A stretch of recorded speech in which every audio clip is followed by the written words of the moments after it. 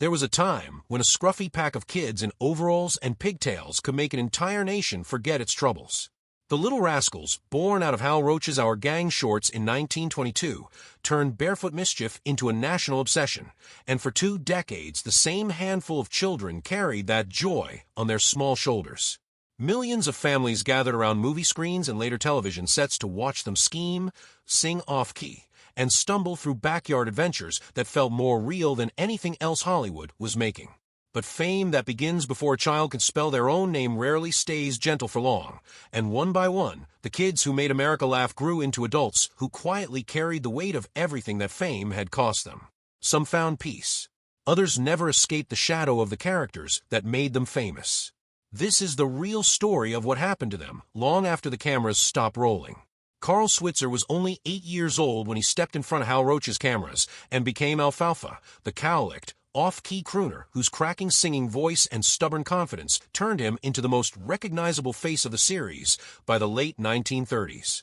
Born on August 7, 1927, in Paris, Illinois, Switzer had a natural, unforced comic instinct that made him a favorite of directors and audiences alike, and for a few years it seemed like nothing could touch him. But like so many child stars of his era, adulthood was far less forgiving than childhood had been. He married Jen Collingwood in 1954, and the couple had a son together, but the marriage collapsed by 1957. With his acting career fading into minor, forgettable roles, Switzer scraped together a living as a dog breeder and hunting guide, occasionally working for well-known clients. His life had already grown difficult by January 1959, when a dispute over an unpaid $50 debt tied to a hunting dog reward brought him to the home of his friend Moses, Bud Stilts. Accounts differ on exactly how the argument escalated, but witnesses agreed it turned physical, and in the chaos, Stilts shot Switzer once. He died at the hospital that night at only 31 years old, and the shooting was officially ruled self-defense, a conclusion that friends and family have quietly disputed for decades. He was laid to rest at Hollywood Forever Cemetery, the freckle-faced boy who once outcharmed even Spanky, now remembered as one of the most tragic footnotes in the Our Gang legacy. George McFarlane, known to millions simply as Spanky, was just 3 years old when he became the bossy, sharp-tongued ringleader whose confidence set the tone for the entire gang. Born on October 2, 1928, in Dallas, Texas, McFarlane's natural charisma made him arguably the most famous child actor in America during the 1930s, appearing in dozens of shorts that defined the series' golden years. He carried that fame quietly into adulthood, working for years in advertising and public relations while making regular, warm appearances at Our Gang reunions, where fans lined up simply to shake the hand of the boy who had made their childhoods brighter. Unlike many of his co-stars, McFarlane built a relatively stable adult life, marrying and raising a family away from the spotlight, though those who knew him said the shadow of being permanently associated with a role he played as a toddler never fully left him. He died of a heart attack at his home in Grapevine, Texas, on June 30, 1993, at the age of 64, closing the book on one of the longest and most visible lives of any original Rascal. Billy Buckwheat, Thomas was only 4 years old when he inherited the role that would define him, the wide-eyed, unmistakably voiced Buckwheat who became a fixture of the series through the 1930s and into the 1940s. Born March 12, 1931, in Los Angeles, Thomas appeared in more than 90 shorts and quietly became one of the most beloved characters in the franchise's history. When the series ended, Thomas made a deliberate choice that few former child stars ever make. He simply walked away. After serving in the U.S. Army during the Korean War, he took a steady job as a film lab technician at Technicolor, working behind the scenes of the very industry that had once made him famous, and later said he viewed a return to acting as a rat race, not worth chasing. In the summer of 1980, he attended a reunion of former Our Gang cast members and received a spontaneous standing ovation from 500 fans that moved him to tears. 10 weeks later, on October 10, 1980, Thomas suffered a fatal heart attack in his Los Angeles home. He was only 49 years old, and his death came as a genuine shock to the community of former co-stars who had just celebrated him. Matthew Stymie Beard was 5 years old when he became Stymie, the sly, unbothered con artist in the oversized derby hat, a gift from comedian Stan Laurel that became the character's trademark. Born January 1, 1925, near Los Angeles, Beard's quick wit made him one of the sharpest characters in the gang's early years, but his life after the cameras stopped was one of the hardest of any Rascal. As a teenager, he drifted into marijuana use, which spiraled into a severe heroin addiction that led to repeated arrests and years spent cycling in and out of jail. It looked for a long time like his story would end there. But in the 1960s, Beard checked himself into Synanon, a California recovery program, and successfully broke his addiction, a turning point that allowed him to slowly rebuild both his life and his career. He returned to acting in small but steady roles on shows like Sanford and Son and Good Times, and appeared in the Buddy Holly Story in 1978. He also spent years speaking to young people about the dangers of drug abuse, using his own story as a warning. In January 1981, just days after his 56th birthday, Beard suffered a stroke and a serious fall, and he died from pneumonia complications on January 8, 1981. He was buried with his famous derby hat beside him, a fitting tribute to a life that ended in redemption rather than ruin. Darla Hood was only 4 years old when she became Darla, the sweet, self-assured girl at the center of the boys' affections, whose singing voice and effortless charm gave the series one of its softest, most enduring dynamics. Born November 8, 1931, in Lehigh, Oklahoma, Hood signed a 7-year contract with Hal Roach Studios and went on to appear in more than 50 shorts, becoming one of the most recognizable faces of the franchise. As an adult, she continued performing, singing in nightclubs and appearing on television long after the cameras of Our Gang had stopped rolling, and she remained close with several of her former co-stars for the rest of her life. In June of 1979, while helping organize a long-awaited Our Gang reunion, Hood was admitted to a hospital for a routine appendectomy. During the operation, she received a blood transfusion that was later found to have been contaminated, and she contracted acute hepatitis as a result. The infection triggered sudden heart failure, and Darla Hood died on June 13, 1979, at just 47 years old, a death made all the more painful by how preventable it should have been. Her funeral drew roughly 150 mourners, including several of her former Our Gang co-stars, all grieving a woman who had spent her entire life bringing warmth to strangers. Norman Chubby Chaney was 14 years old, unusually old for the series' young cast, where he joined as Chubby, the slow-burning, heavy-set boy whose exasperated expressions became one of the show's most reliable sources of comedy. Born October 18, 1914, in Cambridge, Maryland, Chaney's warmth and comic timing made him a fan favorite, but his life outside the studio took a devastating turn. As he grew older, he began gaining weight uncontrollably despite a normal diet, eventually reaching over 300 pounds while standing barely 4.5 feet tall. Doctors eventually diagnosed him with a serious glandular disorder, and in 1935 he underwent treatment at Johns Hopkins that caused his weight to plummet dramatically in a short period of time.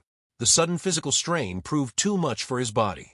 Norman Chaney died of myocarditis on May 29, 1936, at only 21 years old. He was buried in Baltimore, but his family could not afford a headstone, and his grave remained unmarked for 76 years until a fundraising campaign finally placed a marker for him and his mother in 2012, a quiet act of remembrance for a boy who had once made all of America laugh. Jackie Cooper was 7 years old when he joined the gang, bringing an emotional depth to the series that was rare for a child actor of his age. Born September 15, 1922, in Los Angeles, Cooper's talent for genuine, on-camera tears made him a standout even among his talented castmates, most famously during the filming of Skippy, when director Norman Torog reportedly told the young actor his dog had been shot in order to provoke real emotion for the scene.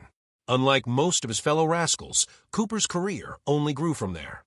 He went on to a long and celebrated career as both an actor and later a director and producer, most famously portraying Perry White in the Superman films of the late 1970s and early 1980s.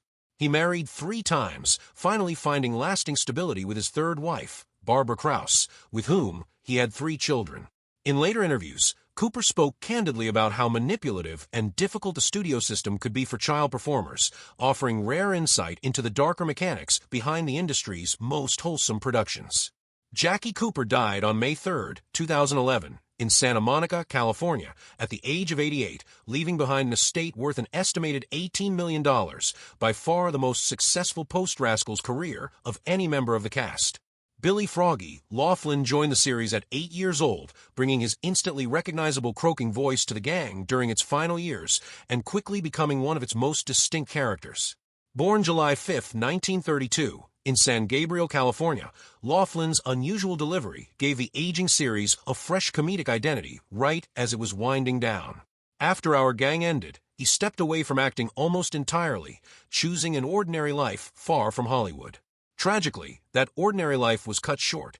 On August 31st, 1948, while riding as a passenger on a motor scooter delivering newspapers, Laughlin was struck by a truck in a collision that left him fatally injured. He died in the hospital hours later at only 16 years old, making him one of the youngest members of the cast to pass away, and leaving behind no adult legacy beyond the handful of shorts that had made him famous as a boy. Scotty Beckett was 5 years old when he became Spanky's loyal, quick-witted sidekick, and his effortless chemistry with the rest of the cast helped define the series' later years. Born October 4, 1929, in Oakland, California, Beckett continued acting well into adulthood, appearing in films like Battleground and television shows including Rocky Jones, Space Ranger, showing real promise as one of the few Rascals to successfully transition into more mature roles. But his personal life spiraled dramatically. Free marriages ended in divorce or separation, and a growing pattern of arrests for drunkenness, reckless driving, and bad checks steadily eroded both his reputation and his finances. In 1959, a serious car accident left him with lasting injuries, and by the early 1960s, he had attempted suicide during a difficult period in his life. In May 1968, Beckett was found badly injured after a violent altercation and was admitted to a Los Angeles nursing home to recover. 2 days later, on May 10, 1968, he was found dead in his room from what was believed to be an overdose, though the exact circumstances were never fully resolved. He was only 38 years old, and his death remains one of the most troubling and unresolved stories connected to the entire cast. Alan Farina, Hoskins was just 2 years old when he became Farina, one of the earliest breakout stars of the franchise, and for several years, its most consistently featured performer. Born August 9, 1920, in Boston, Massachusetts, Hoskins became one of Hal Roach's favorite young actors, reportedly earning as much as $350 a week, an extraordinary salary for a child performer in that era. As an adult, he married and raised a family away from Hollywood, and after serving in the U.S. Army Air Corps during World War II, he found the film industry had little further use for him.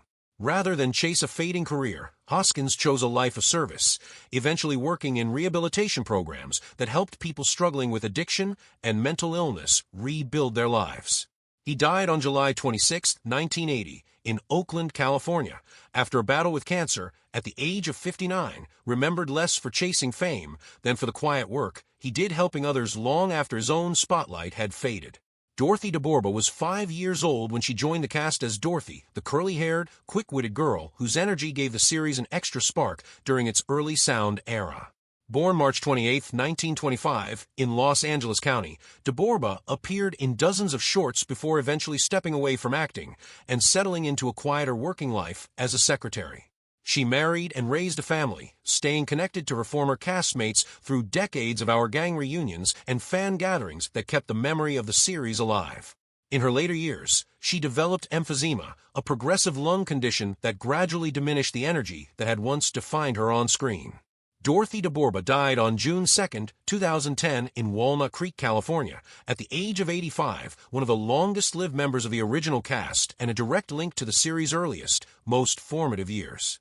Bobby Weezer Hutchins was only 2 years old when he joined the series as Weezer, the eager tag-along little brother whose desperation to join in on the older kids' adventures became one of the show's most endearing running jokes.